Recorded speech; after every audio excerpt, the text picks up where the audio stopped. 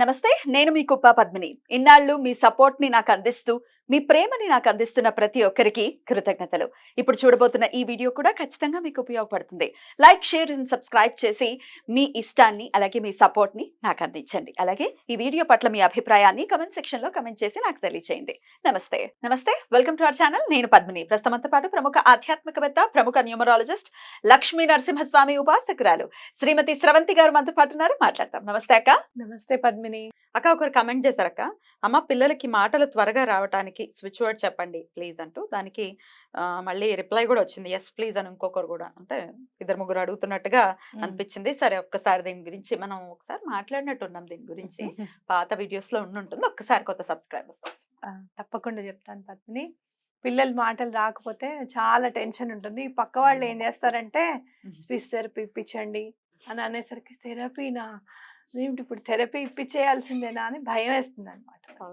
మీరు ఎప్పుడైనా గుర్తుపెట్టుకోండి, పిల్లలు 1వ సంవత్సరం గనక లోపల మాట్లాడకపోతే 3వ సంవత్సరం వచ్చాక మాట్లాడతారు.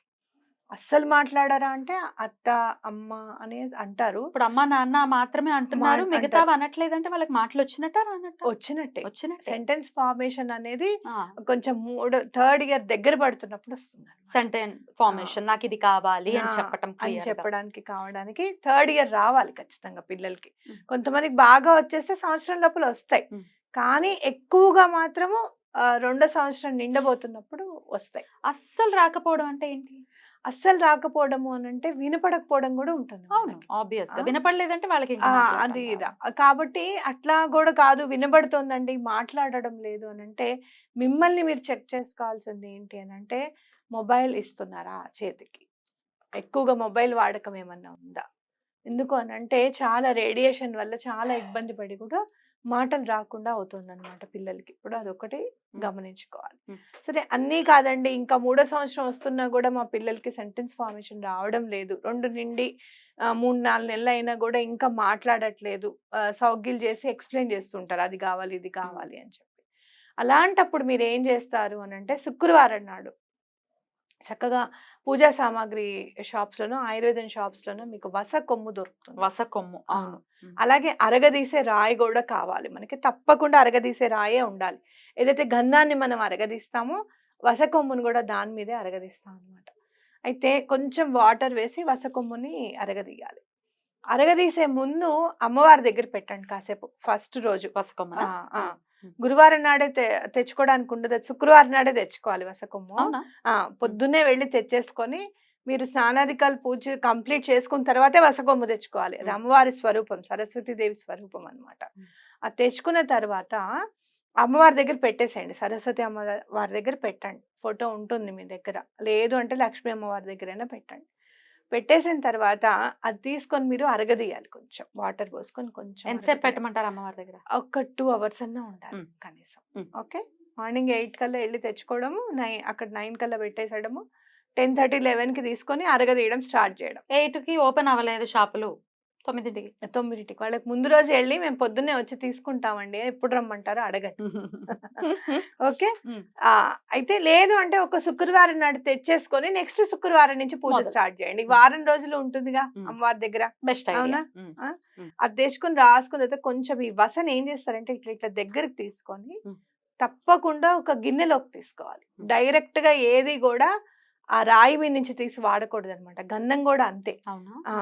అది అది చాలా తప్పనమాట, దోషం. అది తప్పకుండా ఇలా తీసుకొని మనం ఏదైనా ప్లేట్లోనూ దేని తీసుకొని అమ్మవారి దగ్గర పెట్టి సరస్వతి కవచం చదవండి.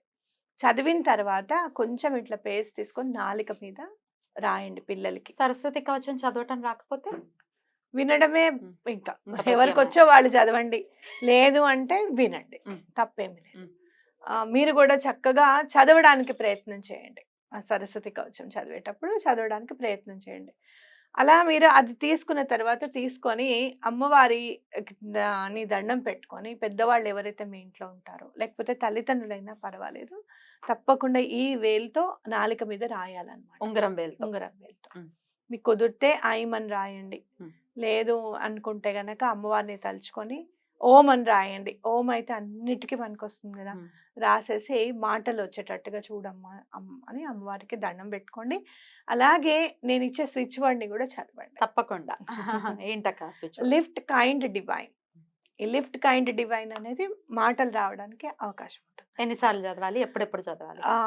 పొద్దున్న 28 టైమ్స్, మధ్యాహ్నం 28 టైమ్స్, నైట్ 28 టైమ్స్.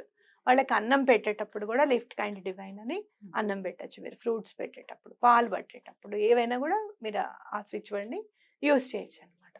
ఇలా చేస్తే తప్పకుండా 5 శుక్రవారాల్లో మీరు తప్పకుండా మీరు మార్పు మార్పు అనేది చూస్తారు. వసతి తీసుకునేటప్పుడు చాలా కొంచెంగా తీసుకోవాలి, ఎక్కువగా పెట్టకూడదు. మళ్ళీ మోషన్స్ అవుతాయి. ప్రతి శుక్రవారం పెట్టాలక్క వస? ప్రతి శుక్రవారం పెట్టాలి. కొంచెమే చాలు, కొంచెమే. ఎక్కువ వేయొద్దు. ఇట్లా అంటే మీరు ఎలా తీసుకుంటారు అని అంటే ఇలా వేలుతో ఇలా అనండి అంతే, కొంచెం ఇలా అంటుతుంది. దాంతోనే ఓం అని రాసేసి అమ్మవారికి దండం పెట్టుకొని మాటలు వచ్చేటట్టు చేయమ్మా అని చెప్పి దండం పెట్టుకోవడం. ఓం అని ఎక్కడ రాయాలి? నాలిక మీద ఆ వసతో ఓం అని రాసేయాలి అనమాట. నాలిక మీద వేలుతో రాసేసేయాలి. ఎలాగో వసని ఇట్లా తీసుకుంటాం కదా, తీసుకొని రాసేసేయాలి. అసలైతే 11 పుట్టిన తర్వాత 11 రోజులు స్నానం అయిపోయిన తర్వాత ఆ 10 days లోనో 11 days లోనో ఇవన్నీ చేయించేవారు. వస వేయించటము, ఆవుదం దాగించటము, ఇట్లాంటివన్నీ చేయించేవారు.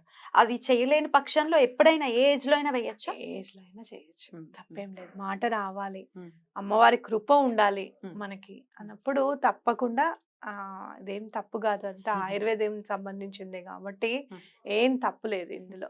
తప్పకుండా చేయొచ్చు అనమాట. కాకపోతే తెచ్చుకునేదేదో నిజంగా వసనేనా అనేది చూసి తెచ్చుకోవడము. ఏదైతే బెరడు ఉంటుందో దానికి పుచ్చు గిచ్చు ఏం లేకుండా చక్కగా ఉందా లేదా అని చూసుకోవడం అనేది ఇంపార్టెంట్. ఎట్లా ఒరిజినల్ కాదు తెలియదు. మంచి మంచి ఆయుర్వేదం స్టోర్స్ లో దొరుకుతుంది పద్మిని. మంచి మంచి ఆయుర్వేదం స్టోర్స్ ఉన్నాయి ఇప్పుడు.